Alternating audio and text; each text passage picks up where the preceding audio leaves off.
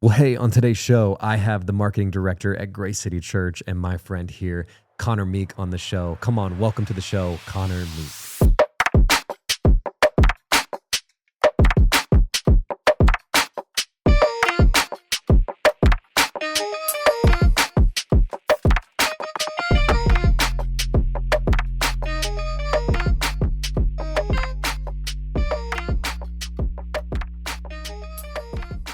Awesome. Well, welcome to the show. One More Minute podcast. I have Connor with me today. Connor, thanks for being on the show, man. Thanks for having me, man. Excited. Yeah, of course, dude. Dude, it's been good I know you've lived in Lakeland now for a couple of months. Yeah, right? like 6 months now. 6 months. Oh, wow. Is that crazy? Yeah, flies nuts, by, dude. Yeah. It is crazy how time flies by, dude. I've had people that have reached out to me and been like, how have you guys liked being back in Lakeland? And when in my mind, I'm like, we moved back in 2023. I'm like, dude, that feels like forever ago. Right. You know? And yeah, anyways. Time flies. Dude, it's been great getting to know you, and I'm excited to have you like on the show today. I'd love to just go through, tell me a little bit, like, especially for the people who may know of you and not know you or know a little bit more about your story. Tell us a little bit about, you know, what you did prior to moving to Lakeland and Grace City. Yeah, it's a great question. So I grew up in Arizona. I was born in Southern California and then grew up in Arizona from like 05 on, and I was like a church rat from day one. My parents got saved. They actually got married, had me when I was 2 years old. My dad left and they got divorced, and they grew up Catholic. And then they both had an encounter with God and came back together, got remarried. I walked my mom down the aisle when I was 5. And from that point on, we were just like, I was never not at church. And I loved it. Like I loved every second of it. And so grew up in church, started serving in church when I was like 14 years old. Somebody asked me, my youth worship director at the time was like, hey man, I want you to sing for the 4th and 5th graders for Easter. And so that was my first ever time leading worship when I was 14. Yeah. And ever since then, just like dove in and gave my all to that. When I was like 16 was when I was at a summer camp, and I just felt like that prompting on my heart that God was like, you're going to build my church like at a really high level for the rest of your life. And so I was like, all right, kind of just bought into that idea, went to Bible college. And so before coming to Lakeland, I was on staff as a worship pastor at a few churches, and we were on staff at Hillsong for a time as well. As a worship pastor there in Phoenix. And then, after probably a couple years after we left that role, was when we moved out to Lakeland. And so, dude, there's like 100 things to unpack there. I know we've done so much in the middle, so but cool. yeah. Dude, okay, start from the beginning. That story, if I think about it too long, could just make me like curl up and cry here is your parents. Yeah. Being 2 to like 5 years old, you probably remember very little of it. Yeah. Do you have any sort of memories of that at all? I do. Like I remember going back and forth to my like parents' house, and I like between their houses, I remember like my dad's condo and my mom's condo, but my parents were really good in that like season of co-parenting. Like it was never 3 years, right? Yeah, it was 3 years. Wow. And so it was like it never felt messy. I mean, I was a kid, but like every birthday, both my parents are in the pictures. Like they were just really committed to like raising me well. And I think it was just like a testament to like the character they had before they even knew the Lord, which is just wild. But yeah, then they both just encountered God in a really radical way. And my dad, while he was dropping me off at my mom's house one night, because he would take me inside to tuck me in, and then my mom would do the same at his house. And he brought me inside, tucked me in, and then on the way out, handed my mom a note and asked her on a date again. And then they started dating again. And yeah, so it's cool. I think I was probably like 16 when I really realized like how significant that was to my story, because like I've always been a church kid, and I remember like being in youth group, and there'd be kids that like had drug addiction and God like rescued them, or you know, all these crazy stories, and I was like, man, my testimony is like kind of boring because I was just a church kid. And then I realized like, no, I'm where I am because of what God did in my family. Dude, it's huge. And so that's just put like a big, I guess, importance on legacy in my own life. And when I look at my family and my story, even me like leading worship at church, like my parents love to come and watch whenever I lead worship at church, because I know what it means to them is like even bigger than probably what I would know, you know, because of everything they like walked through. So, and two, I can't imagine how much more, like I've thought about that in my life, dude, like peak moments where I felt like either it was like a direct like encounter with God or will of God type of moment. And I could go on about that forever, but like a will of God type of moment. And then I get to a season where like, okay, now I'm married. And now that means so much more because of the season I'm in. And then, dude, the thing, and I'll try to be like, obviously careful, because I know there would be people listening to this who are divorced and that story didn't unfold that way. But dude, I think about like just stuff like that and like the power that has. Cause I like think about that often. It's like how close I love my boys so much and how much I want to like provide the best life for them. And, you know, I love my wife so much too. And that's a huge piece. And I know friends who have had unfortunate stories and things like that. And you know, I'm sure there's a difficulty that puts on your kids, but long story short, dude, that is such an amazing testimony of like what the power of God could do. It's crazy. In a family, it's crazy. In 3 I love years, 10 years, story. dude, who knows, man? People, maybe there's somebody listening to this and you're like encouraged by that. You should be. Right. Yeah. I mean, and even in my head, as I grow up, I'm like, oh man, you know, like when you think about divorce, it's like, it's over, you know, like that's what it is. And like for my parents, it wasn't. And it just encourages me about like every other area of my life, like the things that I think are just like finite and over and finished, like God could do something with that. And you know, that like, it sounds crazy to say on the other side of it. And for my parents, this was, you know, like over 20 years ago. So it's just crazy, but I think God, you know, is in the business of redeeming stuff. It's so cool, dude. Dude, there's a part of your story though, that I think would be interesting to like talk back and forth about. You know, you and I have, definitely opposing stories, I'd say, and how we ultimately came to Christ. Like, and it's interesting because you grew up in Southern California. Yeah. I grew up in Southern Georgia. No way. And cool. Like very different, obviously polar. And from my understanding would be that church is a very common thing in Southern Georgia and very not common in Southern California. For sure. And what is really cool to hear from your story is it sounds like you encountered God at a young age and were a part of church. And it was just like a joy to be at. Yep. Whereas for me, and you know, part of it is, you know, I've talked to my parents know, we all have like come to such a better place in life now too. But like church growing up was like this chore. Right. You know what I mean? And we were the CEO, like Christmas, Easter only kind of churches or Christians for the most part, and every now and then and scattered in between. But it was never a joy until I was like 17 or 18. Right. And when I like finally had an encounter with Christ. So I'm curious, like, I guess it's interesting. What was like, I guess it may be hard for you to answer, but like, and growing up in Southern California, church wasn't like a very necessary thing, right? Right. Yeah, we went to a really, really big church. Like it was probably 10,000 people. And I remember like as a kid, I just loved like the pirate ship, you know, and like the cool stuff that was like outside. Yeah, that you get to play on. Yeah. Yeah, I've thought about this a lot. What because church is Mariners Church. Oh, yeah. Huge, big church. Yeah. That's like where my parents got saved and all that kind of stuff. So we were there for a long time. And I remember like, as I think back on it, I've asked myself the same question because my wife, she went to like a private Christian school. And I've kind of joked with her, like, I think if I went to a private Christian school, like, I don't know how I would feel about the church because it's just like always in front of you. And I'm the kind of guy that's I went to private Christian school. I'm like, I would oppose anything that was like right in front of me of like, this is the way you need to think about life. Or like if we were praying in science class or whatever, like there's this piece of me that would kind of be like opposed to that. Like, no, I just want to learn this, whatever. But I think because it wasn't as in front for me, like I saw both realities and like I did go to a public high school, but then I would like literally run with my backpack in my hand to get to my car so that I could get to church. Like, cause I knew like that's where my friends were and that was where my life was. But because it was like very separated, it wasn't my whole world. It was like this one piece of it. It made me really love it. But I also think my parents like fell in love with church because it was what like saved their story. That my parents were like discovering it at the same time that I was. Like I was a kid, obviously my parents were older, but they were figuring out like what it meant to pray. They were figuring out like what it meant to follow God and live life with God. Did so there community, like did they have some sort of community that made an impact? Yeah, they had like a small group around them and like just, I remember like my mom had like a mom's group and you know, all that kind of, that was like the early 2000s type stuff.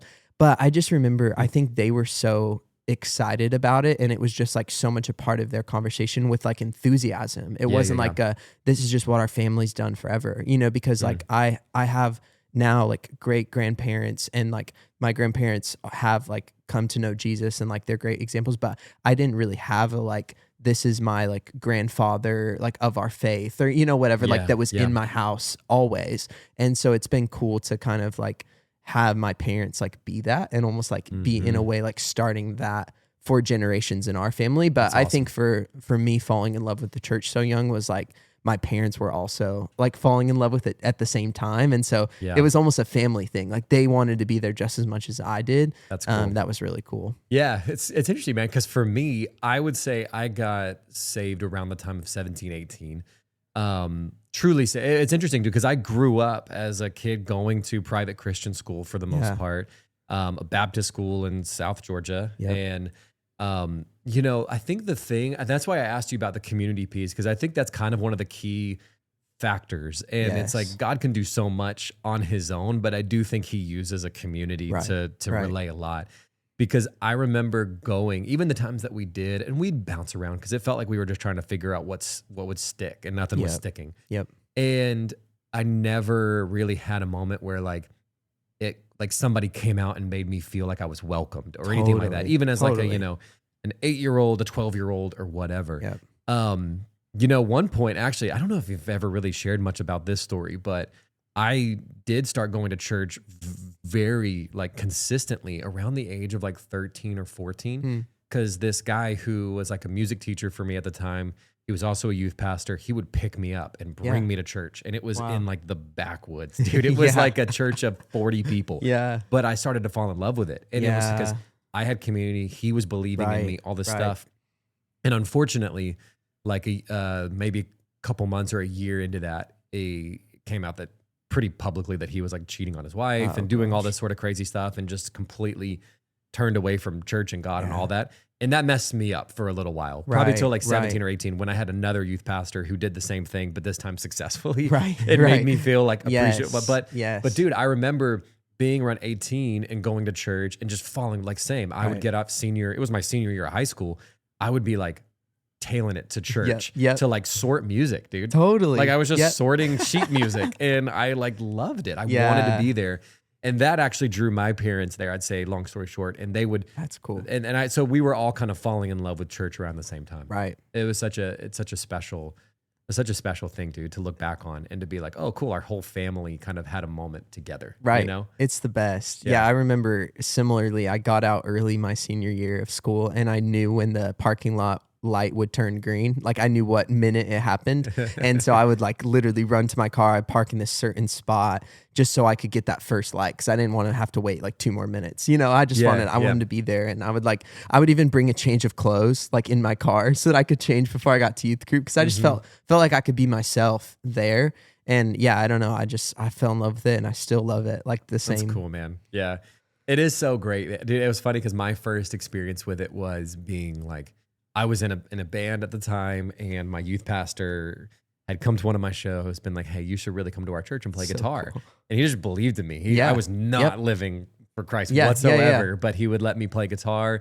And it led at one point to like a year in, like I was leading, after obviously I had made a pretty drastic change in my life. I was leading worship there. Dude, I had no idea what I was doing. I was putting random songs together. Oh my goodness. Dude. All my earliest worship leading videos are atrocious. I'll show you them sometime. They're pretty bad. There was one time where I'm like, I just didn't have a sense of like, this is funny to me. Maybe this doesn't translate, so I'm sorry for everybody listening, but I just didn't have a sense of like, oh, it's actually like people are into this right now, or I should move on. And so I chose some random like Rick Pina. Do you know who he was? Song. And it just repeats. It's the same line over and over again. Take your shoes off and just let it ride. Fling your socks in the air. But I was doing that song, and like no one was into it. And we did that line for like a full 3 minutes. And everybody just dead quiet, dude. But you learn a lot, dude. That's what youth ministry so much. Is for. Yes, that's why I love youth ministry. My youth worship pastor used to say, like, if you can lead a room of 4th graders, you could lead a room of adults. Like, they'll tell you if they like. You'll see. They don't. Honest. They do not hide it if they're into it or they're not. Like, so it definitely helped me read a room. Yeah. Well, now that I have like a 4-year-old going on 5, he's so brutally honest with me sometimes, dude. He'll like. I'm no.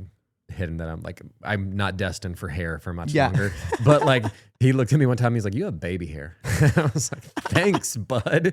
I was like, I love it. They're so honest. They're so honest, dude. Well, hey, part of that too, I know we're getting closer to like talking through your story of like how you guys got to here. But You said was it like a summer camp or a moment like that you just felt like, hey, my life is really meant to be serving the local church, right? What was that moment like? Yeah. It was like I was 16 and I'd been worship leading for like 2 years. Mm-hmm. And, I'm at this point, I think sophomore, junior in high school. So I'm like trying to figure out what's life going to look like. And, do I want to be a doctor like my dad? Do I want to, all these different things. And I wanted to cure brain cancer. And, I had all these dreams.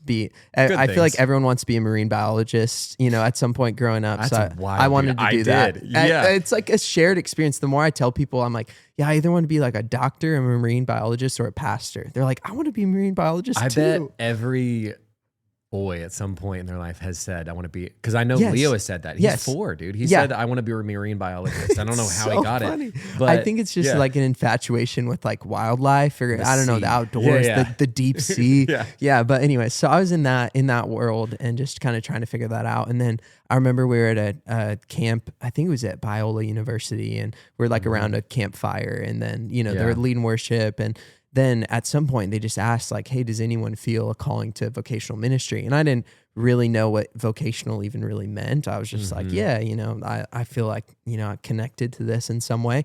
And he was like, if anybody in here feels like they were going to vocationally do like worship ministry or be a pastor of any level, I want you to like stand up.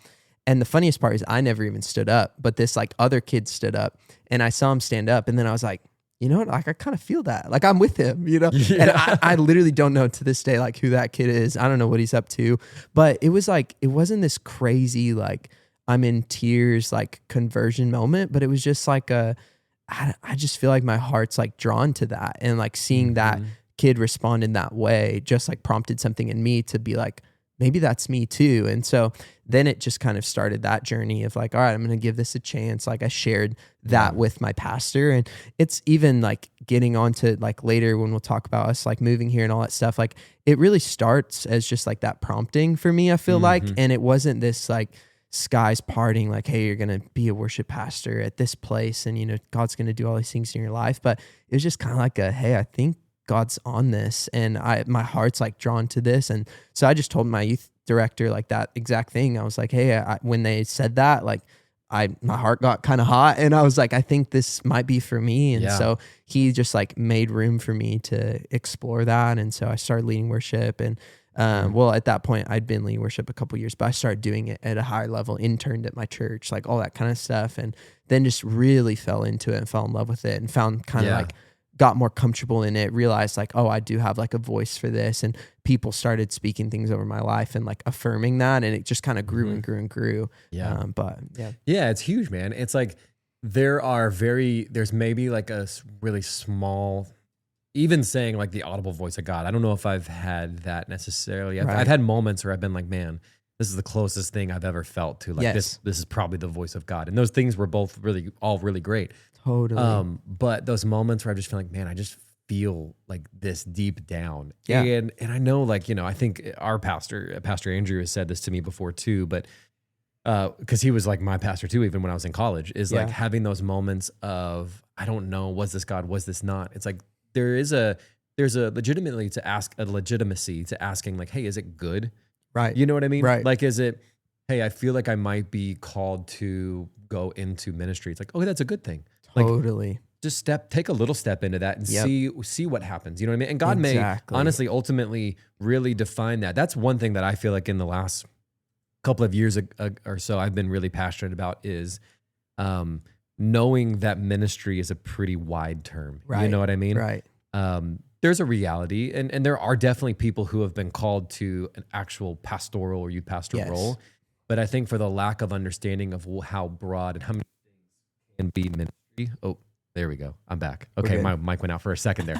But like how many things can be ministry that, you put yourself in a position where it's like, oh, maybe I was actually supposed to do it more like this, or like a podcast or a media company or whatever the case may be. But so true. Yeah, it's cool to see, dude. So was there like from that, like, did you immediately, I guess you were 16. Yeah. Did you go straight to Bible college kind of shortly after graduation? Yeah. Once I graduated high school, I went to Bible college in Arizona. I went to Grand Canyon University. So I went there for 3 years and got my degree there. And then, at probably about a year, would have been maybe a year and a half, 2 years into that was when I went on staff at Hillsong.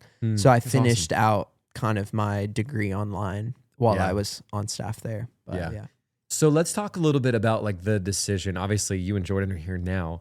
What kind of prompted that? I know obviously there was probably like changes for you guys in the church out there and things like that. But like, talk us a little bit through that, because I think my wife and I had a similar experience of making a pretty big faith move and moving back here to Lakeland and stuff. Yeah. But talk to me a little bit about that. Yeah, it's kind of wild. There's so many like through lines in all of that story. But when I was actually in high school, I had heard a Grace City song. It was called "Sons and Daughters." Michael wrote it. Wow. And like we are the sons and the daughters of Christ. Oh my so gosh, good. It's hard for me to imagine right now that I was there at that recording of Sons and Daughters. Dude. And to think that like a couple months later you were hearing it in high school. Hearing that song. Is wild isn't that to me. crazy? Yeah. So I heard that song and I was a worship nerd. So I was trying to find like any, band that wasn't Bethel, Hillsong, Jesus Culture, Elevation. Like anyone that wasn't those four, I would be like, all right, I'm on this, and I would like tell all my worship friends about it and like whatever.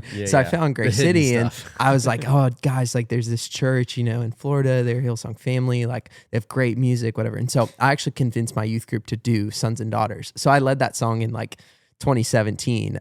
We actually, when we moved here, Jordan and I like pulled up texts and I had texted her like, Peter wants to do Sons and Daughters tonight. Like I'm at the church learning the piano parts or whatever, because like we were doing that night. Cool, so it's so wild. So that was kind of like when I first learned about Grace City, and I had found Chase on social media and just followed him then. And I was just like, there's this guy who's a worship pastor's church. They write music. He just really loves God. And like, I could tell just like, loved what God was doing in his church and was just being so faithful to that. And that really inspired me, like being a young worship leader. And so followed Chase for a while. And then when I was on staff at Hillsong, Grace City actually took a trip. GCLI took a mission trip to Arizona. Wow. And they came and served at Hillsong. And so they were there like in the basement, like Johnny Pena and Nick Ward and Casey McGinnis, like Luke West, all those guys.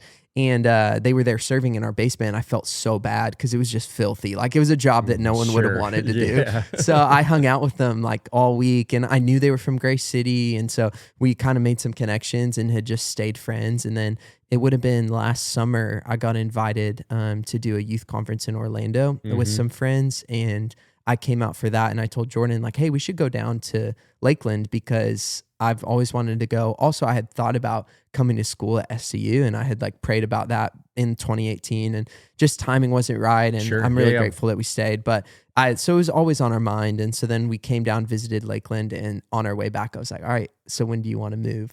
And Jordan was like, no way. Like, that's crazy. And both our families are in Arizona. So it was like a really big thing for us, obviously. But I think after Hillsong, and we were serving at a lot of churches that we love like so dearly. We were at a church helping plant for like 2 years, and then at another church for like a year after that. And we were just like serving and investing. And to this day, like all of those people are still some of our best friends. Yeah. But I think there was this just like deep down thing in my heart that was like, I don't think this is like our forever church. And not to like put pressure on it, but it was just like hey, we're going to like serve God and love God. And it's not time for like our next yet, but I don't think this is like our forever. And so it was a really weird spot, honestly, for those 3 years of like, Hillsong had ended. I had left staff. I was working at like a finance company for like 9 months. Then Jordan and I started some businesses together, and we were just kind of in this limbo. We're planting this church. We were like creative pastors at, and with some of our like best friends. And it was really, really amazing. But there was just this kind of thing like deep down of like, all right, I think our like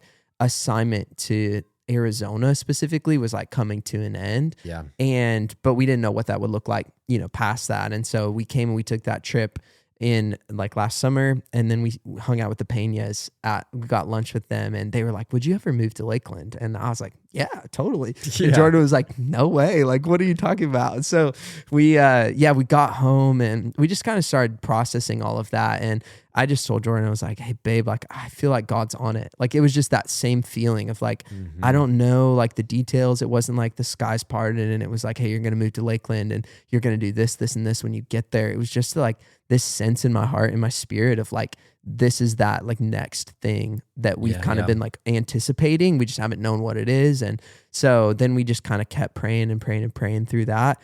And it would have been February. We came back. We took a trip out here for Echo Conference. And at that point, we were like, okay, this is not a new idea. Like we've sat on it for, at that point, probably 6 months and prayed through it and trying to figure out what this could look like for us. And so we're like, let's go in because Jordan hates being surprised. So I was like, all right, I know that I want to move here. So let's go and let's really discern like where this is coming from. Spend a week here and exactly, and fill it out. And so then at Echo Conference and SCU Conference overlapped as well. So we were at both. Yeah. And it just felt like every single message was like, you got to have faith. Like you got to take the step, like on the other side of your step. Yeah. And I'm just like, I'm sitting there grinning ear to ear because I'm just like, this is what I feel like everything God's like revealing to me is like being confirmed. And I like see Jordan like taking notes in her notebook, you know, and I know it's like settling in her spirit, just a little slower. And then after we left that week, we were in the Uber on the way to the airport and she was like, we're supposed to move to Lakeland. And so we got home, called a realtor. And then a week later, Johnny called me and he was like, hey, there's a job that's open at Grace City. And it's like Pastors Andrew and Christina had brought like your guys' name to the table and we wanted to have that conversation and see if you'd be open to that. And so it was just like a lot of crazy details to get to that point and that our heart would have been open to it. And what I love about that part of the story is like we were going to come to Grace City and to Lakeland like regardless. Like we were already making those plans and then God just like opened the door of a job, which was huge. Over and above, you know, what we would have thought. And we know the culture of Grace City, like to be invited into something like that 10 years down the track, it was like never even in our mind, you know, like I was like, we're going to have to go there and we'll be there for 5 years, you know, and I'll express like, hey, I'd love to be on the team here, but I don't know if that's going to be possible. And so it's just really cool to see the way that like God aligned each of those steps. And now I look back, I'm like, that was the best decision we could have made in the moment. Man. But what I love so much, I mean, there's so much I love about that story, but like the pieces too of like just how patient like you guys were. And maybe it didn't feel like it. I could understand too. No, where you're I like, was ready. Yeah. I'm ready. I was so ready in like July. And I actually listened, it was a Stephen Furtick message that I heard on YouTube. And he said, not yet is not no. That was what the message was called. And I'm like crying in my office. And I was like, Jordan, I'm impatient. I was like, I'm like not content with what like God's doing in our life right now. And there was a lot of things. I mean, we were like wanting to start a family and like all these different things that just weren't happening. I was getting really frustrated by all of it. And I think in that moment, I just had to get really content. So when we left Arizona, I was like kind of sad. You know, I was like, man, like I'm going to miss this. Whereas I think if we would have left in July, I would have been like, deuces, like I'm ready to go, you know? So it was really sweet, but it definitely was good. growing. It's good emotion. It was very growing. For sure, man. Because I feel like even for me personally, like I've had moments in my life where I know I was being impatient. And what I love about your story too is that you felt that itch like years ago and understood that it just wasn't the right time, dude. I think that unfortunately the way that story can pan out for a lot of people is they feel an itch and they go.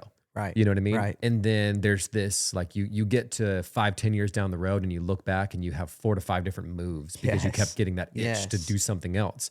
Yep. And that's where I love, like, you know, I think it was, maybe someone else said it before, but I know our pastor Andrew said this, like he said, you know, like the whole like thought of like the grass is greener. It's like wherever you go, there you are. Right. You know? Right. And the reality of like, for me, I know years ago, dude, there was moments of my life where I was so impatient, man. I wanted like the job. I wanted the notoriety. I wanted all of these different things and would have probably done a lot of jumping around if it wasn't for good people in my life. And it wasn't for me just being somewhat wise at the moment, you know? Yep. But there's that truth, dude, that so many people need to hear is, hey, if you have a feeling towards something, like life is, in a lot of ways, life is long. And so like, let it be able to sit in your spirit for a while. Let you be able to have time to actually like you know, I believe this. If you feel something, like just that one prayer alone isn't enough. Right. Like Right. you're going to need to spend some time in prayer and Yes. thinking and fasting Yes. about that.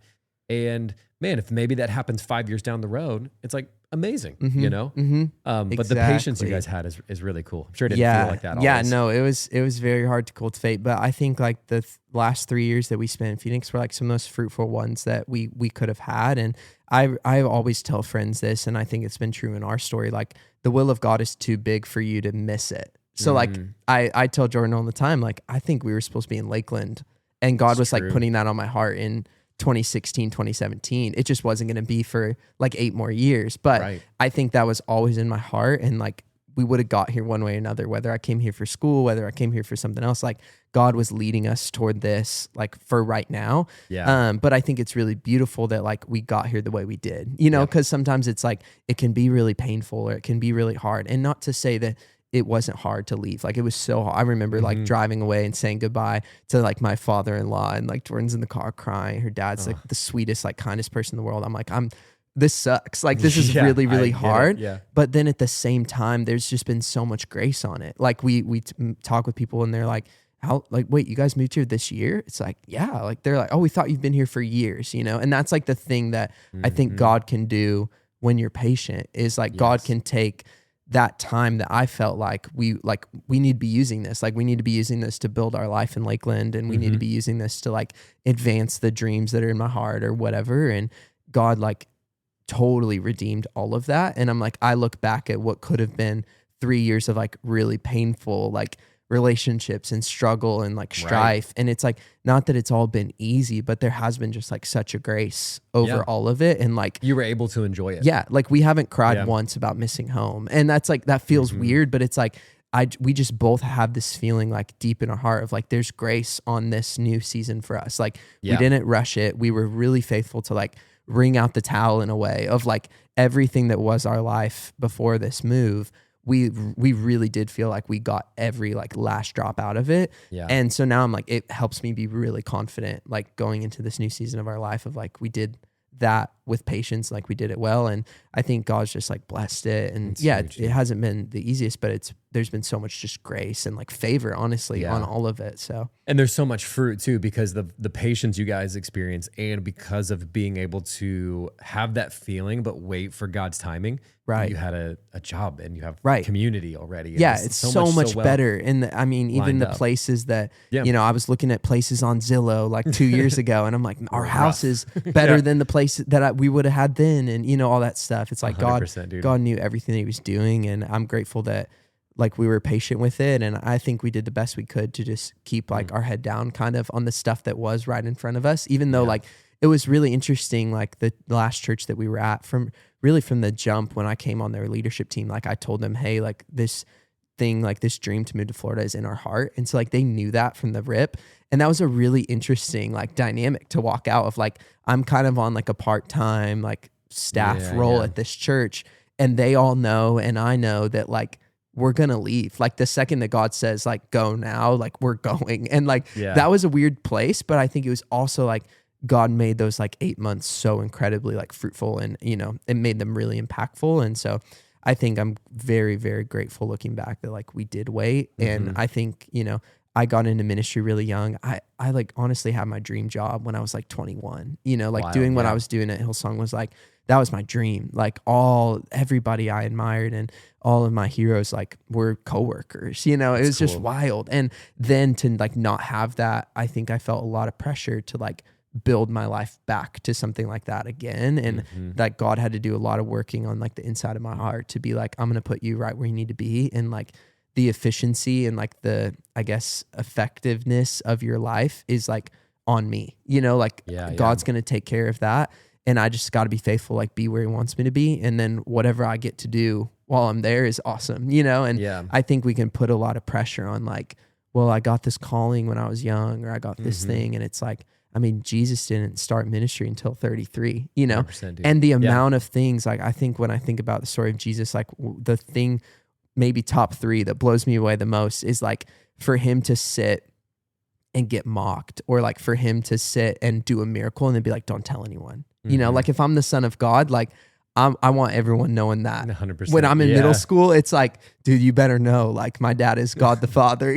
Like, I would be flexing that everywhere I could, and like his patience to like withhold that secret for the right time, because he knew that like I need that to come out at this time, because I know that when that comes out, I've got 12 months until this thing happens, and whatever. And it's like, if he would have revealed that secret too early, like it would have stifled all the ministry. He would have died at 26. You know what I mean? So it's whenever I talk with someone about like this topic of timing, which it's interesting because it does come up. I think it's not just like a unique story to you or I. Right. I think everybody goes through this, and some people do it successfully, and unfortunately some people do it unsuccessfully and learn later on. But one of my favorite stories, obviously, Christ is a great story to go to the lead on.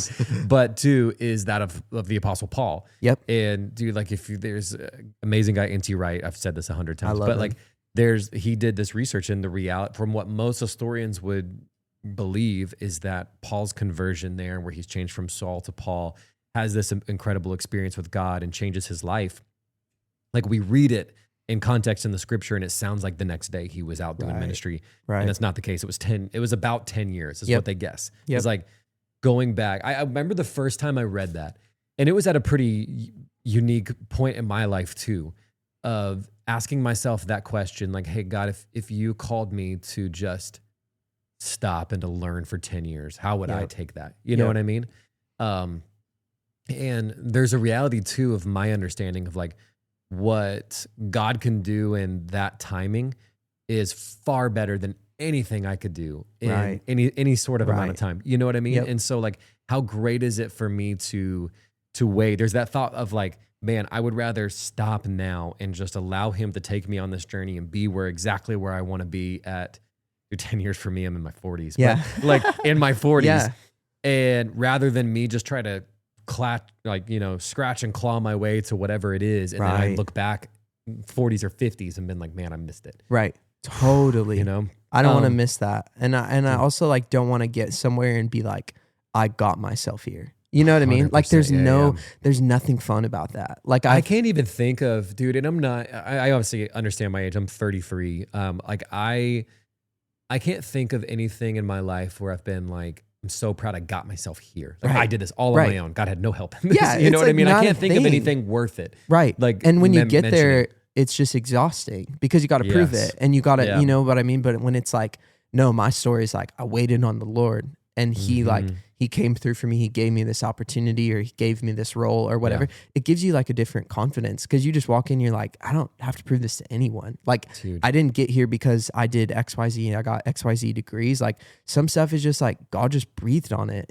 God just like chose me for that season, and he might put his hand on me for a season to do one thing, and then it's on me for a different thing in 5 years. Like you never really know, but I think there's such like a grace that comes on your life.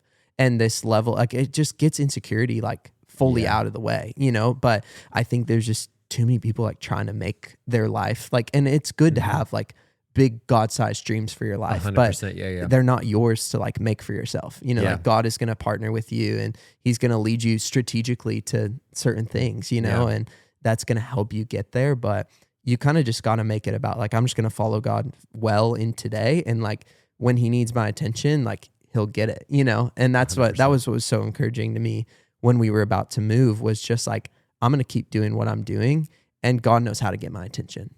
Yes. And that's what it was. Like we came here, and I mean, we walked in Grace City. I saw a big welcome home sign, on the main wall, and that was Hillsong culture for us. So I'm like, I saw that, and I was like, dang, this is this thing that's like deep in my heart, and it like it connected to me. Like even just those things, like God, like he knew how to capture my heart, like he knew how to capture my attention, and so all I had to do was just kind of put my head down and just like keep saying yes to whatever the best thing was, and like the good things that God was doing in my life, and commit more to, I think, being the kind of person, like more about being the kind of person that I want to be than like doing the things that I want to do, and that was for us. Like we wrote out our vision for our family like 3 years ago, and it was like, the Meeks are generous, the Meeks are this, the Meeks are that.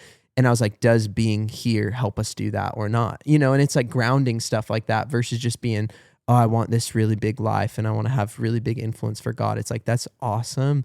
But also like, I just want to be like a godly person, what I mean? And I want to like love my wife. I want to like lead my family well. I want to like pastor a church well. You know what I mean? I want to like lead people well. And if I can just do that, then like the rest of it is up to God. And if God breathes on it, then that's awesome. And like, thank him for that. But if not, if it's just for me, like if the songs we write for Grace City are just for Grace City, that's awesome. You know, and like being cool with that, I think is so key in those decisions. Yeah. It's so like obvious the joy, you know, you hear those stories of like the people who seemingly have it all, but are so unhappy. Yes. And the people who have very little, but are very happy. And you know, what's great is like, even in our context, I don't feel like, you know, we as a church, as a culture, like our community or whatever I feel like we have a lot, you know, I feel like there's so much cool stuff happening.